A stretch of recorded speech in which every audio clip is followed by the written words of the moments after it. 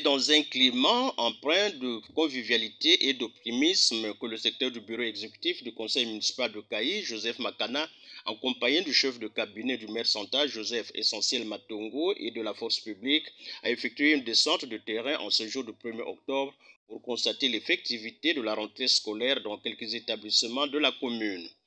Tout a commencé par le lycée où Joseph Makana a été reçu par le proviseur Hugues Désiré Tiba, avec qui ils ont échangé sur les questions pédagogiques, au cours desquelles le proviseur a émis les doléances. Nous avons un déficit criant en personnel enseignant. Il y a 2 départements, non même 3 qui posent problème ici. Il y a le département des SVT, il y a également le département d'histoire géo, parce que à notre époque, c'est là où c'est le département pléthorique. Et aujourd'hui, il faut peut-être parler de la mauvaise gestion du personnel, où on retire parfois un enseignant sans passer par le DNEPSA. Et depuis Brazzaville, on retire un enseignant, et voilà comment nous sommes retrouvés en difficulté ici. Le département, aujourd'hui, ne compte pratiquement que 5 enseignants en l'ISOG. Après cet entretien, Joseph Makana a fait la visite des classes où il s'est adressé aux élèves qui suivaient le cours d'histoire-géographie. L'élève doit se démarquer dans sa position d'élève.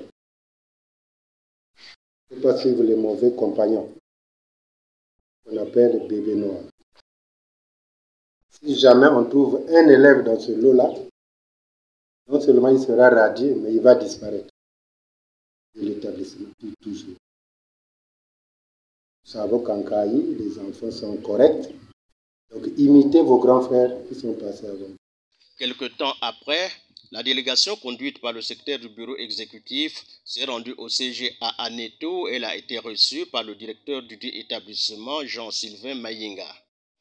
Ici, le directeur a fait savoir à l'autorité le déficit criard des enseignants dans tous les domaines. SVT, aucun titulaire. Sciences physiques, aucun titulaire. Sinon, en français, on en a 3 plus une finaliste. En mathématiques, on en a 2. Musique, une femme. Dessin, une femme. Épaisse, on en a 4. À noter que cette descente a pris fin à l'école primaire Mwanda Goma, où le secrétaire du bureau exécutif a eu le privilège d'émarger dans le livre d'or pour magnifier cet événement. À l'issue de la visite, Joseph Makana a fait un constat assez satisfaisant. Lors de la descente, j'ai constaté que les enfants traînent encore les pas pour venir à l'école. Mais ce qui m'a réjoui, c'est la présence de l'administration, toute l'administration, du lycée au collège jusqu'à l'école primaire, et ainsi que les enseignants. Dans notre causerie avec les directeurs, il se pose des difficultés majeures au lycée, au collège, l'absence des enseignants, le manque d'enseignants, j'allais dire, dans les matières scientifiques au lycée, notamment en SVT et en histoire géo. 2 professeurs simplement par discipline, ça ne peut pas tenir l'année. C'est pourquoi je profite de ce micro aussi pour lancer à notre tutelle cet appel de regarder tout, tant soit peu, comment on peut réduire ce manque-là au niveau des établissements scolaires. En clair, la rentrée scolaire dans la commune de Kayi n'a pas été au rendez-vous, malgré la présence remarquée de quelques enseignants au sein des établissements.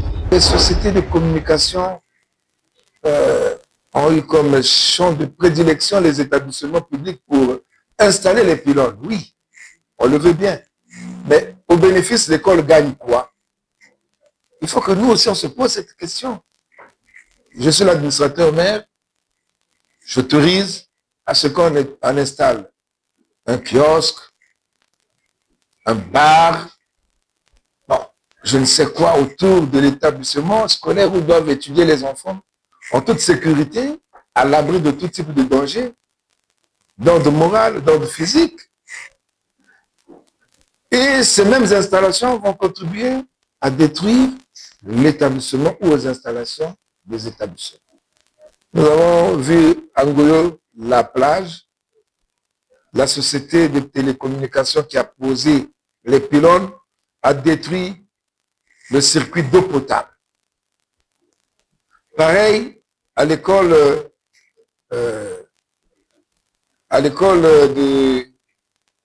de Pierre Tchikaya de Boampire, le collège Pierre Tchikaya de Boampire. Alors là aussi, nous appelons au civisme, nous appelons au patriotisme, à l'amour de la patrie. Ils ont déjà eu la place pour installer leurs antennes ou leurs pylônes, mais qu'ils pensent à clôturer même ces établissements. En échange, ils doivent aider l'État.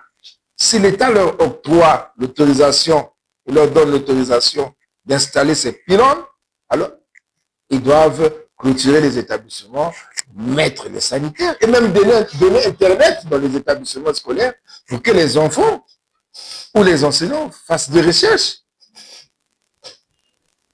dans le sens de l'éducation. Bon, là aussi, c'est des choses que nous parlerons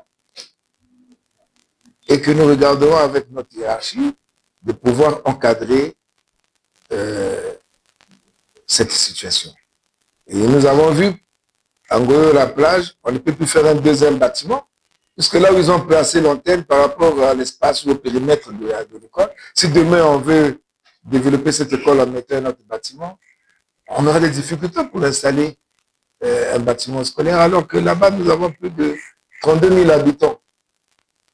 Dans le CQ 602, nous avons plus de 32 000 habitants. Et avec une seule école primaire, déjà, il n'y a plus d'espace. Là aussi, j'attire l'attention de ceux-là qui sont en train de développer ce secteur de communication, de penser au développement durable de notre nation. Le développement durable ou au développement des collectivités dans lesquelles ils installent leurs pylônes ou leurs installations. Très bien. Ils sont enseignants, élèves et parents d'élèves. Tous ont reçu le message du ministre de l'Enseignement général qui a décrété la période du 27 au 30 septembre, journée de l'assainissement des établissements scolaires. Pour l'administratrice maire de Lwandjili, l'école devrait être le premier endroit qui mérite d'être propre. L'école ne transmet pas seulement le savoir, parce qu'il faut qu'on apprenne à lire, à écrire, mais l'école doit transmettre à l'enfant qui deviendra le citoyen de demain l'amour d'aimer son pays. L'école doit transmettre cela. L'amour d'aimer son pays, mais tu ne peux pas aimer ton pays si là où tu es, c'est sale. Tu ne peux pas avoir le plaisir de vanter ta maison si, en invitant les amis chez toi, ta maison, la cour est sale. Tu ne peux pas vanter ton école quand tu sors, tu vas ailleurs, si en arrivant dans ton école, vraiment, ça laisse à désirer. Les salles de classe dans un état pas bien. Et nous allons donc impacter à travers les enseignants cette nouvelle vision de faire des établissements de Lwandjili vraiment des espaces où on est heureux d'envoyer son enfant pour apprendre. Du collège d'enseignement général de Chinyambi 2, en passant par les écoles Emmanuel, les responsables se sont préparés pour une rentrée des classes saine. Comme de coutume, au-delà de la note ministérielle, nous savons que à chaque veille de rentrée scolaire, nous avons toujours à assainir le milieu dans lequel les enfants et nous-mêmes, nous allons travailler. Et pour ce faire, nous avons eu tout le temps. Nous avons tenu des réunions au préalable. D'abord, réunion avec l'équipe de maîtrise et puis nous avons rencontré les parents d'élèves, le bureau de parents d'élèves, pour donner les instructions. Et tenant compte de, je peux dire, le milieu dans lequel nous nous trouvons, où c'est un espace qui est totalement ouvert, nous avons pensé que, tout en respectant le calendrier fixé, nous avons pensé que le lundi serait le meilleur jour pour nous, pour assainir notre milieu. Parce qu'au moins, après lundi, il y a une journée, et puis la journée suivante, le mercredi, ça sera une rentrée qui serait une rentrée meilleure pour nous parce que le bilan serait plus propre. Et vous le constaterez, une école propre et les résultats, des bons résultats. Nous sommes toujours au-delà de 50% en ce qui concerne les résultats du BPC. Rappelons que tous les élèves issus de l'enseignement général sont attendus le mercredi 1er octobre pour la rentrée scolaire 2025-2026. Cette révolution agricole que l'on constate à travers le pays, grâce à la mécanisation, se généralise et le nombre de producteurs connaît une augmentation vertigineuse.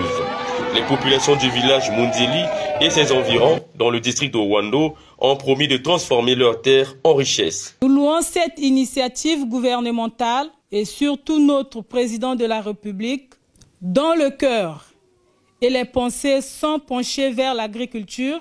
Nous avons décidé de travailler dans ces sites et d'atteindre les objectifs fixés.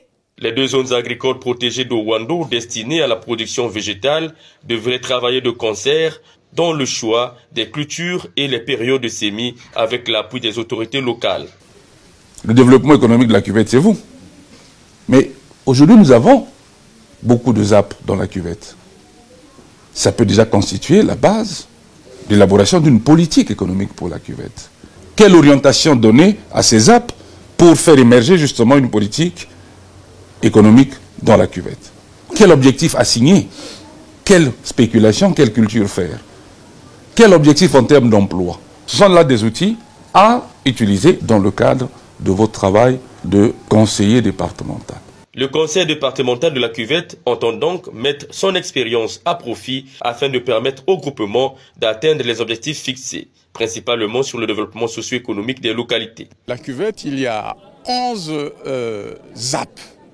En tant qu'autorité locale, nous allons les accompagner au plan moral, au plan technique et au plan politique. Par exemple, maintenant là je suis sur le terrain avec le ministre.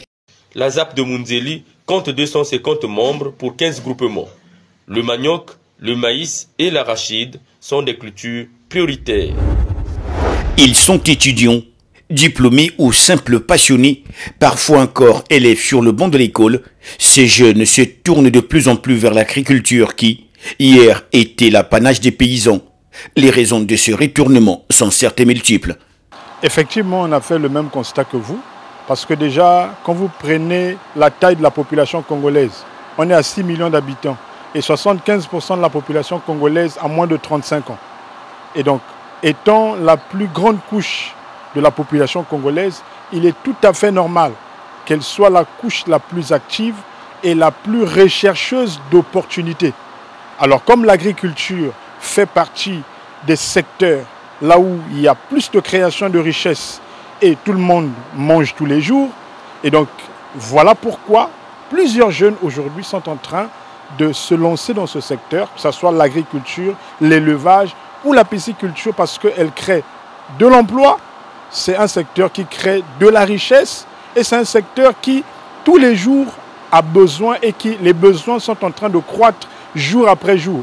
Cette immersion de la jeunesse congolaise dans le secteur agricole change peu à peu le visage et même la pratique de l'agriculture.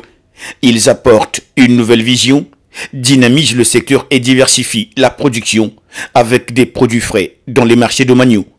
Leur impact est on ne peut plus visible.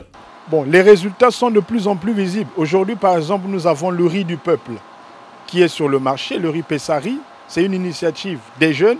Aujourd'hui, il y a une fédération aujourd'hui des agriculteurs du Congo. C'est des jeunes qui les pilotent. Je connais, il y a un organisme qu'on appelle Unicopac. C'est un organisme où aujourd'hui ça rassemble les agriculteurs. C'est des initiatives des jeunes. Et je connais pas mal de jeunes qui produisent les œufs, qui produisent le poisson de table, qui produisent le maraîchage, qui produisent, c'est-à-dire que les légumes, les fruits et beaucoup d'autres choses. Et l'impact aujourd'hui, il est de plus en plus visible. À la question de savoir si cet intérêt des jeunes Congolais pour l'agriculture ne vient-il pas en retard, à l'orée de l'entrée en vigueur de la zone de libre-échange continentale africanisée des CAF en sigle, le manager de Pessa Ingri, producteur de riz, nuance. Aujourd'hui, par rapport à d'autres pays et l'arrivée de la ZLECAF, que vous connaissez, la zone de libre-échange continentale africaine, donc je pense qu'on est en retard. ce qui est vrai, mais il n'est pas trop tard parce que les initiatives sont en train de se faire. Et moi, j'ai confiance en notre jeunesse, à la mobilisation juvénile autour de l'agriculture pour renverser cette tendance, pour rattraper ce retard, parce qu'il est possible de rattraper, quoique on est vraiment en retard. En choisissant l'agriculture, ce jeune ne se contente pas de labourer la terre. Il cultive surtout l'espoir d'un Congo autosuffisant et prospère. Leur immersion marque déjà un tournant décisif, celui d'une jeunesse qui transforme les défis en opportunités. La centrale hydroélectrique d'Imboulou est en situation critique, avec une seule turbine fonctionnelle sur 4, 2 en panne et une autre complètement démontée en attente de réparation. Présentement, nous avons un groupe qui est totalement immobilisé, le groupe numéro 2, suite à un incident très grave qui était survenu donc en décembre 2018. Depuis lors, des travaux de réhabilitation ont commencé à être entrepris et nous avons déjà une société partenaire, la société Fomico, qui est sur place, qui a déjà procédé donc au démontage du groupe G2 et donc qui, dans les jours qui vont suivre, va procéder donc à une expertise complète en vue donc de son remontage et sa reprise donc de service. Entre-temps, donc il y a les 3 autres groupes qui sont pour certains arrêtés pour des problèmes d'exploitation. Et aujourd'hui, il n'y a qu'un seul groupe qui est en service, donc le groupe numéro 1. Et les 2 autres groupes sont en instance d'être remis en service d'ici que nous ayons pu acquérir quelques pièces de rechange qui font défaut en ce moment sur la place. Cette situation a conduit à un arrêt complet récent de la centrale, qui dispose pourtant d'une puissance installée de 120 MW.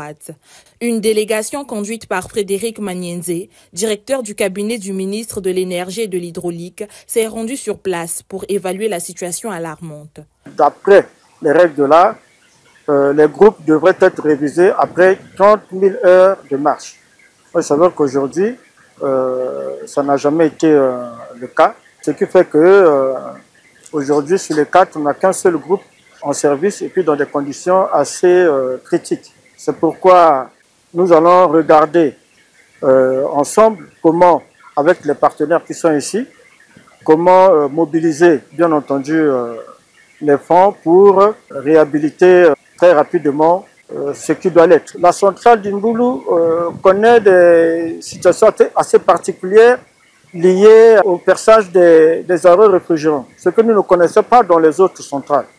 Donc on a décidé quand même de faire de façon intégrale une analyse physico-chimique de l'eau pour regarder comment à l'avenir choisir les matériaux qui vont constituer justement ces arrêts réfrigérants pour éviter que ce genre de désagréments arrive qui oblige justement à mettre les groupes en arrêt. Dans l'exploitation, justement, il faudrait que dorénavant, les questions liées à la maintenance préventive soient prises à bas le corps par... Des travaux sont en cours pour traiter l'érosion qui menaçait les berges et préserver les pylônes de la chute. Des ingénieurs chinois sont donc attendus sur le site pour faire le diagnostic en vue du remontage de la turbine numéro 2. Nous sommes en train de démolir d'abord la dalle qui a été affaissée. On démolit. Ensuite, nous faisons les murs de soutènement pour essayer de remplir. C'est-à-dire, nous avons substitué la terre au béton. Donc, là où il y avait le sable, il y avait le matériau friable. Nous remplaçons ça par le béton.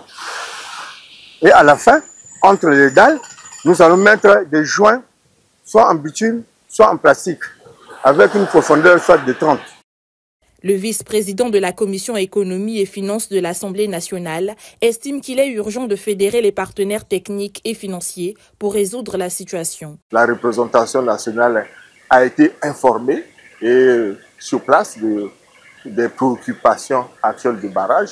Il reste à soutenir un peu le financement lié à l'ensemble de ces activités. C'est déjà bien que nous ayons constaté la situation avant, bien entendu, le débat sur le budget qui va s'ouvrir à partir du 15 octobre. Nous aurons à cœur cette question-là et tout, mais il faut déjà aussi savoir que ECAREC, en tant qu'exploitant, doit aussi faire un effort pour que, au moins, si ce n'est pas la révision générale qui doit attendre les efforts particuliers de l'État, mais au moins la fonctionnalité, le caractère opérationnel soit suivi. La centrale hydroélectrique d'Imboulou, inaugurée en 2011, alimente certains quartiers de Brazzaville ainsi que la partie nord du pays. Cette situation est un coup dur pour la desserte en électricité.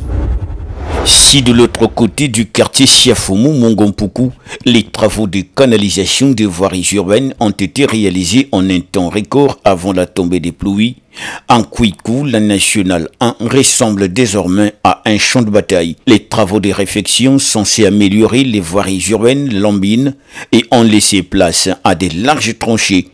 Câbles ouverts, canalisation maladroite, le danger devient de plus en plus visible pour les usagers de la route et les populations riveraines. Pointe-Noire est tellement en danger, puisqu'on a creusé partout. En particulier nous ici. J'habite en bas là. Alors on vient de creuser tout à l'heure. La saison sèche est passée, la saison de pluie arrive et on vient de creuser. Mais qu'est-ce qu'on deviendra? On sera noyé. Tant mieux de rester sans caniveau que de faire des caniveaux au moment où ça ne doit pas finir. Hein? Ça, c'est notre danger. On ne souhaite pas que ça soit comme ça. Bon, s'ils peuvent, je ne vois pas, compte tenu du temps. Il n'y a plus de miracle. On est déjà en octobre. C'est la saison de pluie. Dans ce quartier populaire, l'angoisse monte. Si rien n'est fait, ces canalisations sans signalisation ni mesures de sécurité risquent de se transformer en torrent incontrôlable, presque un cimetière ouvert. Certains parlent déjà d'un désastre. En fait, nous sommes des habitants du quartier Kouikou. Et notre préoccupation, c'est les voies. Tels qu'ils sont en train de creuser ces voies-là, malheureusement, ils ont commencé, cela remonte à plusieurs mois, sans suite. Et cela nous préoccupe.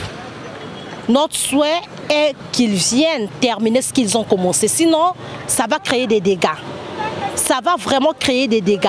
Avec les premières pluies qui vont débuter là, en tout cas, on aura vraiment du mal à se déplacer parce que la voie déjà ne sera pas accessible. Et les caniveaux qui n'ont pas fini, ça va nous causer vraiment de sérieux problèmes. Donc nous sollicitons l'aide, je ne sais pas si c'est la mairie ou l'État, qu'ils viennent terminer ce qu'ils ont commencé. On creuse à gauche, on creuse à droite, en haut et en bas. Les conséquences collatérales de ces travaux de réfection des voiries ne se sont pas fait attendre. Comme le dit bien un adage, le malheur ne vient jamais seul. Je souligne un point, le problème d'eau qui nous préoccupe vraiment parce que avant l'eau coulait, on avait l'eau qui coulait dans les robinets, au robinet, mais malheureusement, depuis qu'ils ont commencé leurs travaux, cela remonte à un mois. L'eau ne coule plus, nous avons un problème d'eau. Nous sommes obligés d'aller au forage et tout. Malheureusement, c'est de l'argent. C'est vraiment pénible, donc nous souffrons. C'est ça notre préoccupation, qu'ils arrangent la voie et les tuyaux. Ici, chaque goutte de pluie est désormais redoutée. Kouikou prend peur. Et une question demeure.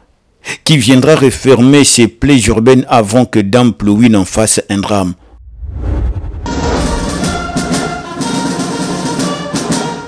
Mercredi 1er octobre 2025, l'atmosphère est sombre dans le grand hall du Palais des Congrès lorsque la dépouille de Jean-Robert Bikindou, ancien ministre de l'Urbanisme et de l'Habitat chargé du tourisme, fait son entrée.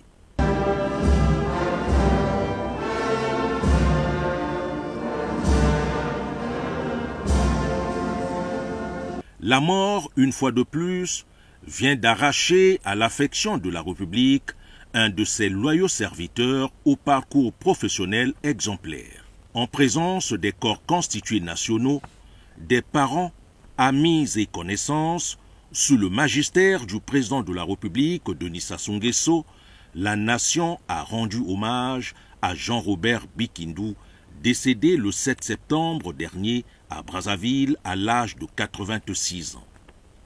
Dans l'oraison funèbre, Gilbert Mokoki, ministre du contrôle d'État, de la qualité du service public et de la lutte contre les antivaleurs, a peint la carrière professionnelle de l'illustre disparu.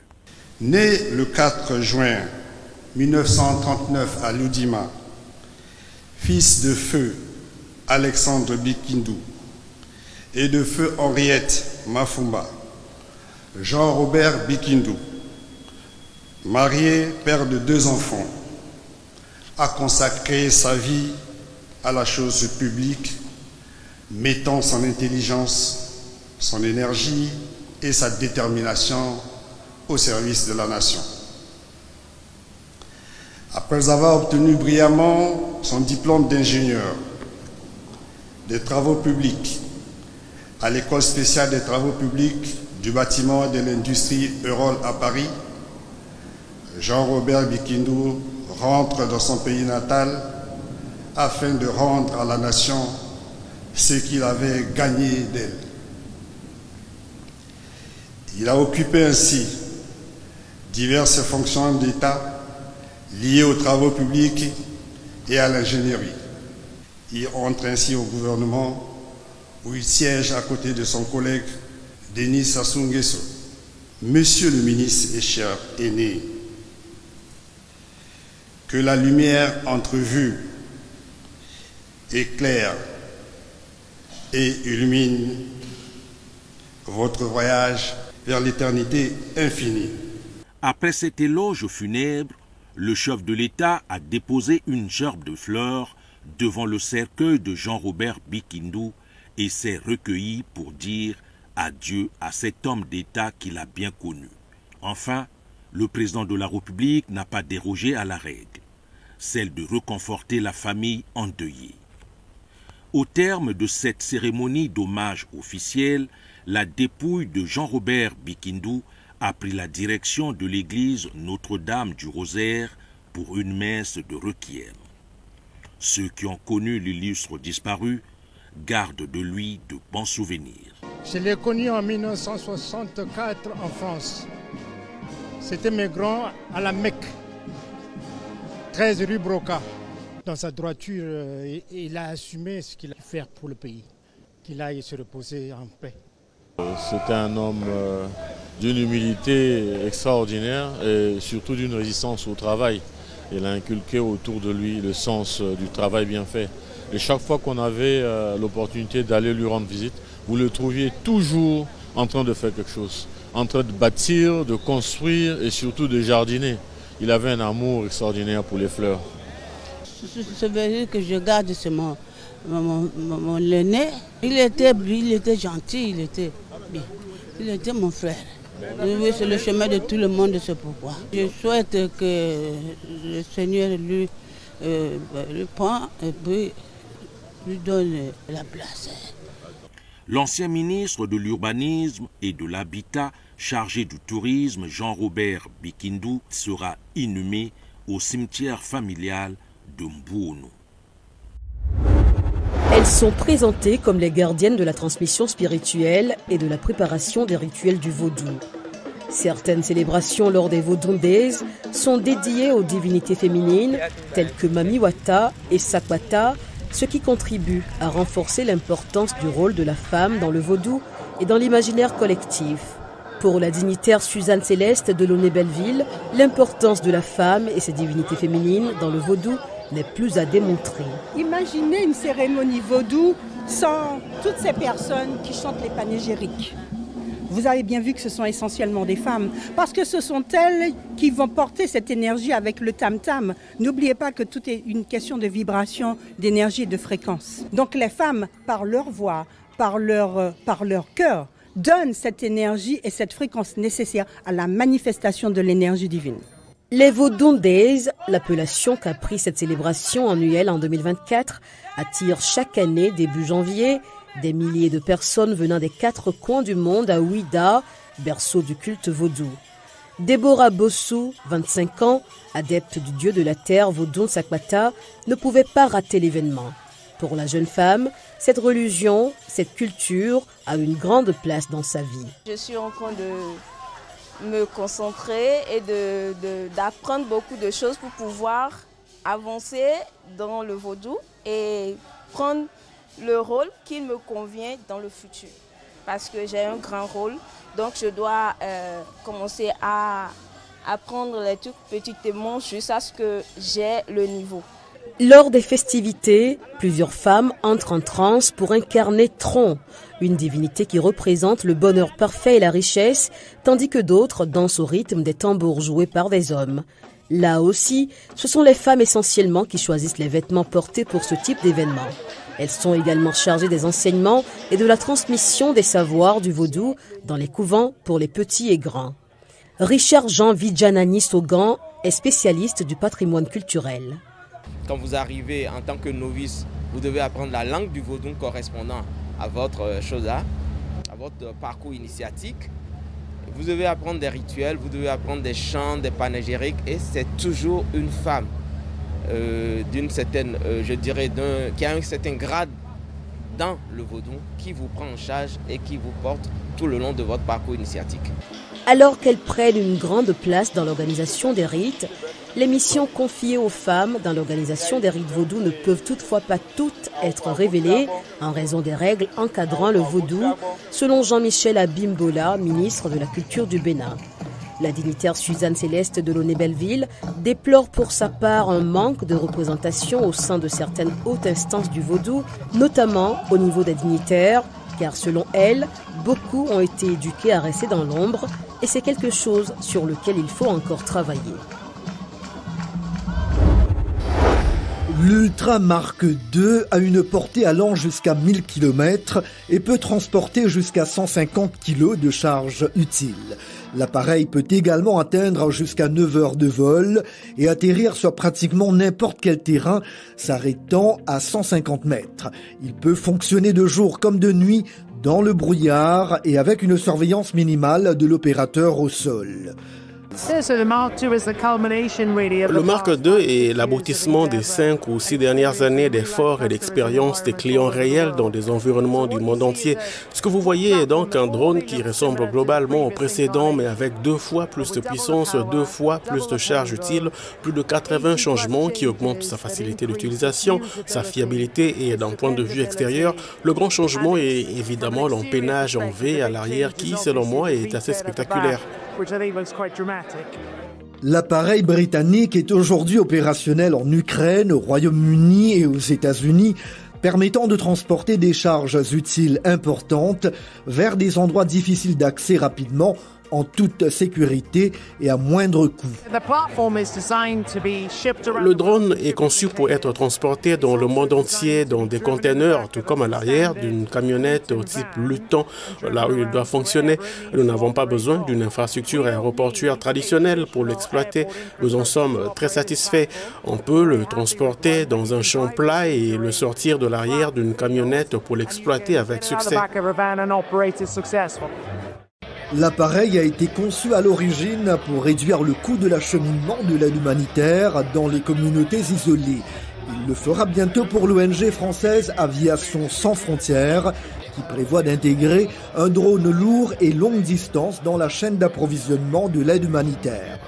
The daily job for ASF is going where the others cannot go anymore for the Le travail quotidien d'ASF consiste à aller là où les autres ne peuvent plus aller, comme les compagnies aériennes régulières.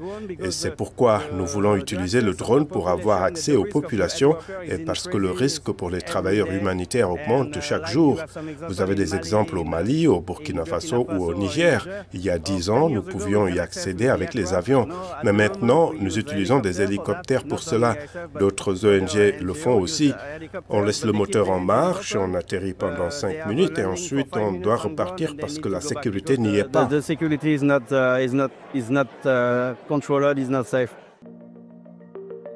Outre l'acheminement de l'aide humanitaire, le drone sera également utilisé pour transporter des systèmes radars pour un centre de recherche norvégien afin de détecter les changements du climat en Antarctique. Wind Racers prévoit de construire un Ultra Mark II par jour et de le vendre au prix d'une voiture familiale ou de facturer le chargement en tant que service comme toute autre entreprise de logistique.